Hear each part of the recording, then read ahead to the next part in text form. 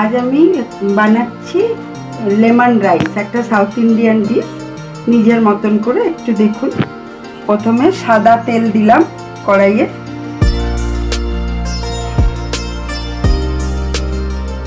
এক চামচ কালো সর্ষে, একটু অল্প করে গোটা জিরে,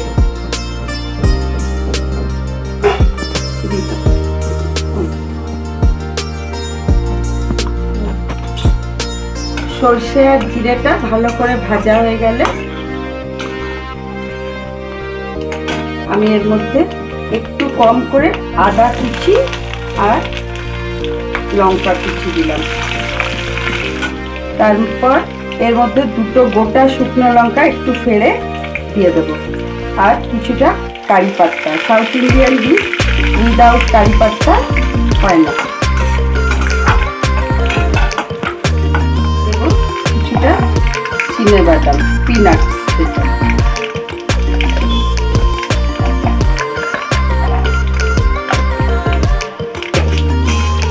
এটাকে ভালো করে একটু ভাজবো যতক্ষণ বাদামগুলো না ভাজা হয়ে যায়। ভাজা হয়ে গেছে। এবার এর মধ্যে 2 চামচ মতো ছোলার ডাল আর 2 চামচ মতো, যেটা আমরা কলাই ডাল বলি, উড়ার ডাল, সব ইনগ্রেডিয়েন্টসগুলো ভালো করে ভাজবো। এবার ভালো করে ভাজা হয়ে গেছে এগুলো। এবার আগের থেকে তৈরি করে রাখা, যেটা নর্মাল ভাত আমরা ঘরে খাই, আগের থেকে তৈরি করে রাখা, আমি আতপ চালের ভাত খাই, তাই আতপ চালটা তৈরি করে রাখা ভাত এটার মধ্যে মিলিয়ে দেব।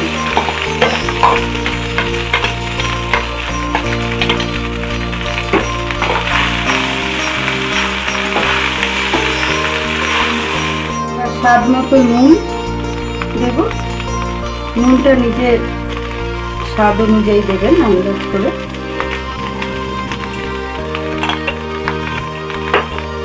নুন দেওয়ার পর এবার নিজের যতটা কালার দরকার সেই হিসাবে হলুদটা দেবেন। তারপর ভালো করে মিক্স করতে হবে। হয়ে যাওয়ার পর ওপর দিয়ে লেমন জুসটা দিয়ে দেবো।